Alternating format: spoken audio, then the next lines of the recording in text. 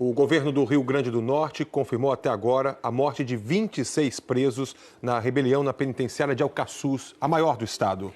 O motim durou mais de 13 horas e começou quando presos de uma facção invadiram o pavilhão onde estavam rivais.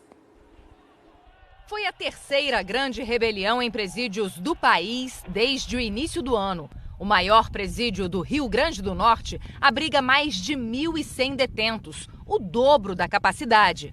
Segundo o secretário de Justiça, ontem, por volta das 5 da tarde, hora local, presos do pavilhão 5 invadiram o pavilhão 4. O pavilhão 5 abriga presos de uma facção criminosa rival da dos presos do pavilhão 4. Ainda segundo o governo, agentes usaram bombas de efeito moral e conseguiram evitar que o pavilhão 1 também fosse invadido. Alguns detentos ocuparam os telhados, fizeram um quebra-quebra geral no presídio. Essa mulher estava visitando o marido e disse que os presos aproveitaram o fim do horário de visita para começar a rebelião. Tinha arma dentro do presídio? Tinha arma e foi afirmado pelos agentes penitenciários, por isso que eles saíram, que eles disseram que não ia ficar lá para morrer. Que a gente quisesse ficar, podia ficar, mas eles não iam ficar porque eles estavam atirando. Quem é que estava atirando? Os presos lá do pavilhão 4. Em direção ao pavilhão 5, as visitas. Já tinham pedido a transferência para outro presídio, eles deram ouvido em Mercador. Porque não pode uma facção rival morar do lado uma da outra.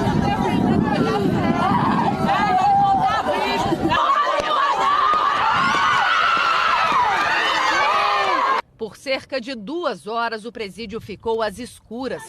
O governo diz que os detentos cortaram a energia elétrica e os bloqueadores de sinal de celular.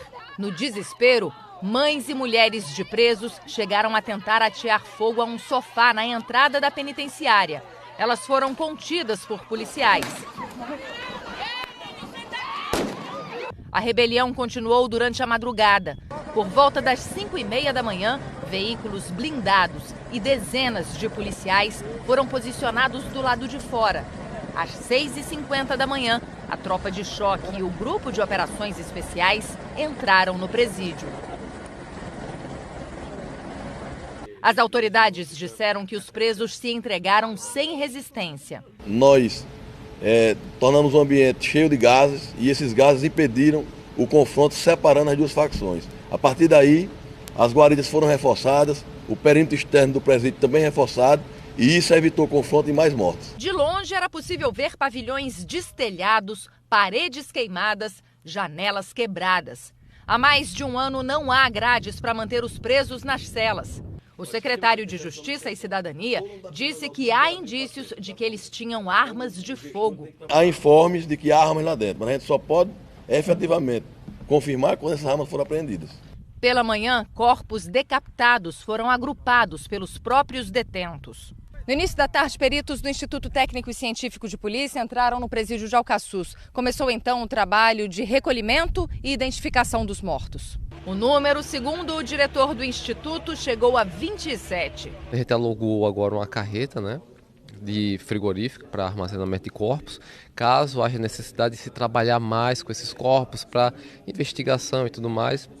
Então essa carreta vai ficar lá perto do ITEP e a gente vai armazenar os corpos que suplantaram a capacidade de armazenamento do ITEP. 9 presos foram levados para o pronto-socorro com ferimentos leves. Nenhum agente penitenciário ou policial foi ferido. E a repórter Michele Rincon está no comando da Polícia Militar no Rio Grande do Norte e tem mais informações ao vivo. Michele.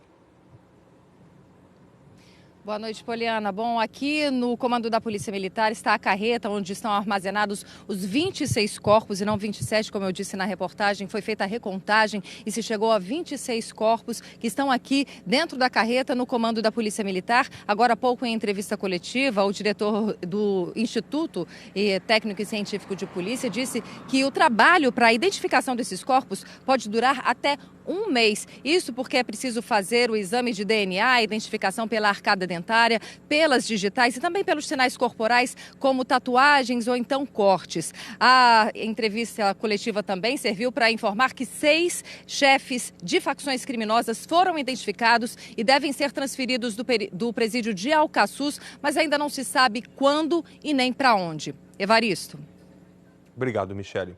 O presidente Michel Temer usou as redes sociais para falar sobre essa rebelião no Rio Grande do Norte, que foi notícia também na imprensa internacional.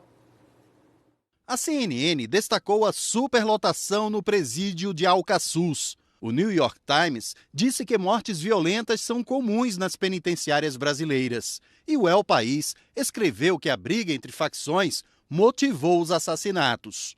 Em Brasília, o presidente Michel Temer passou o dia no Palácio do Jaburu, onde recebeu visitas, como a do ministro aposentado do Supremo Tribunal Federal, Carlos Aires Brito.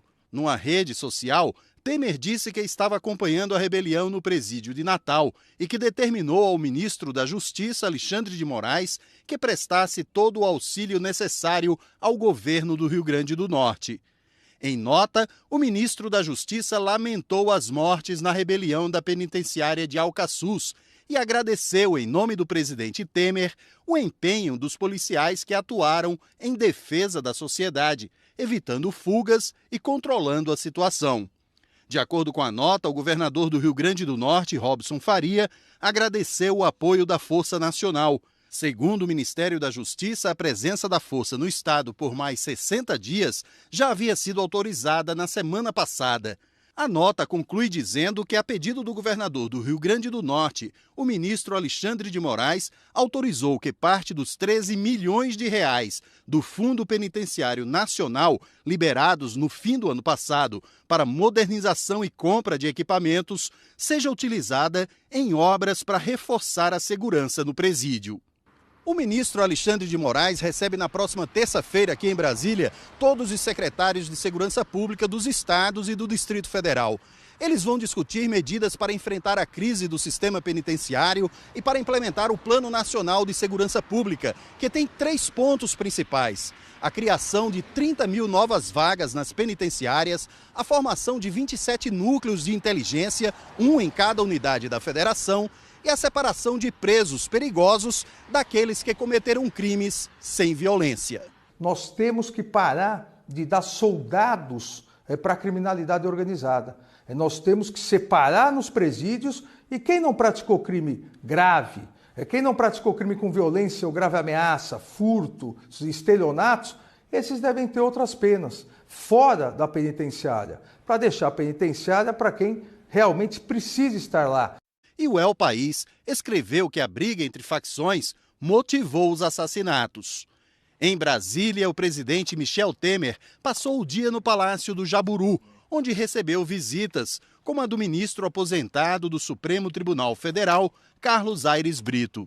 Numa rede social, Temer disse que estava acompanhando a rebelião no presídio de Natal e que determinou ao ministro da Justiça, Alexandre de Moraes, que prestasse todo o auxílio necessário ao governo do Rio Grande do Norte. Em nota, o ministro da Justiça lamentou as mortes na rebelião da penitenciária de Alcaçuz e agradeceu, em nome do presidente Temer, o empenho dos policiais que atuaram em defesa da sociedade, evitando fugas e controlando a situação.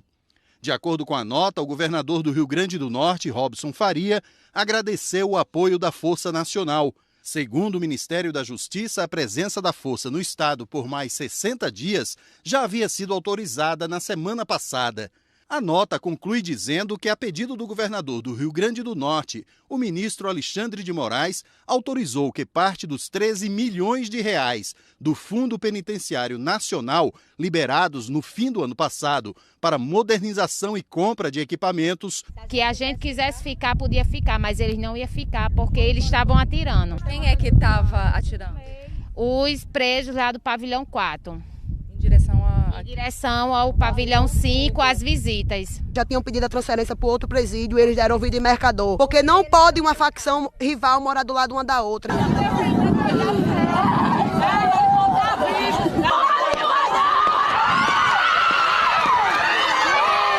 Por ser cerca de 2 horas, o presídio ficou às escuras.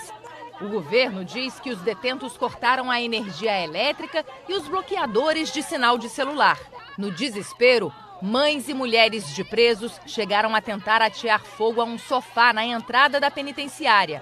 Elas foram contidas por policiais. A rebelião continuou durante a madrugada.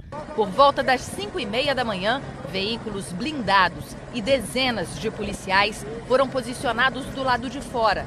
Às 6h50 da manhã, a tropa de choque e o grupo de operações especiais entraram no presídio.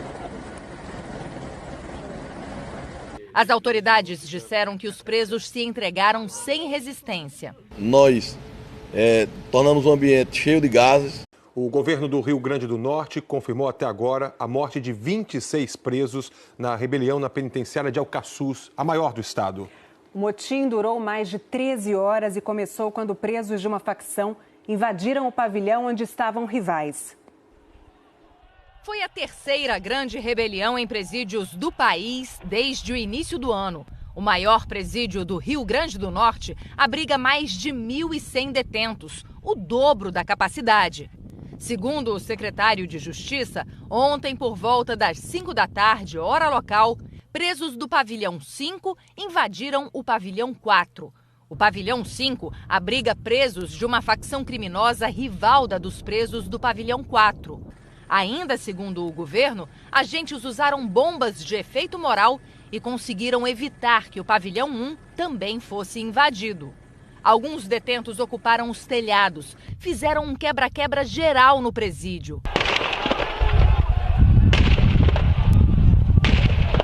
Essa mulher estava visitando o marido e disse que os presos aproveitaram o fim do horário de visita para começar a rebelião. Tinha arma dentro do presídio? Tinha arma e foi afirmado pelos agentes penitenciários, por isso que eles saíram, que eles disseram que não ia ficar lá para morrer. A repórter Michele Rincon está no comando da Polícia Militar no Rio Grande do Norte e tem mais informações ao vivo. Michele.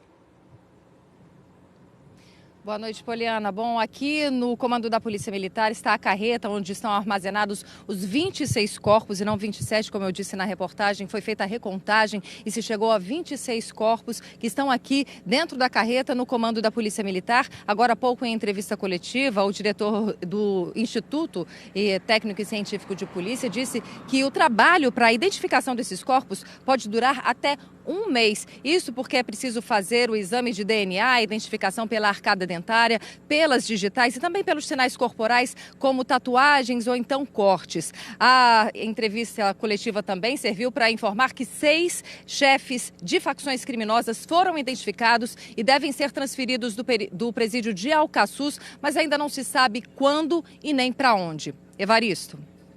Obrigado, Michele. O presidente Michel Temer usou as redes sociais para falar sobre essa rebelião no Rio Grande do Norte, que foi notícia também na imprensa internacional. A CNN destacou a superlotação no presídio de Alcaçuz. O New York Times disse que mortes violentas são comuns nas penitenciárias brasileiras. E esses gases impediram o confronto separando as duas facções. A partir daí, as guaridas foram reforçadas, o perímetro externo do presídio também reforçado, e isso evitou confronto e mais mortes. De longe era possível ver pavilhões destelhados, paredes queimadas, janelas quebradas.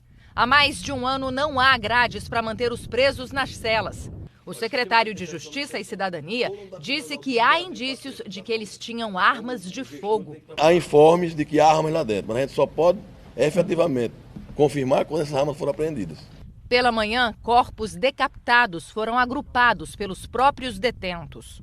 No início da tarde, peritos do Instituto Técnico e Científico de Polícia entraram no presídio de Alcaçuz. Começou então o trabalho de recolhimento e identificação dos mortos. O número, segundo o diretor do Instituto, chegou a 27. A gente alugou agora uma carreta, de frigorífico para armazenamento de corpos, caso haja necessidade de se trabalhar mais com esses corpos para investigação e tudo mais. Então essa carreta vai ficar lá perto do ITEP e a gente vai armazenar os corpos que suplantaram a capacidade de armazenamento do ITEP. 9 presos foram levados para o pronto-socorro com ferimentos leves. Nenhum agente penitenciário ou policial foi ferido.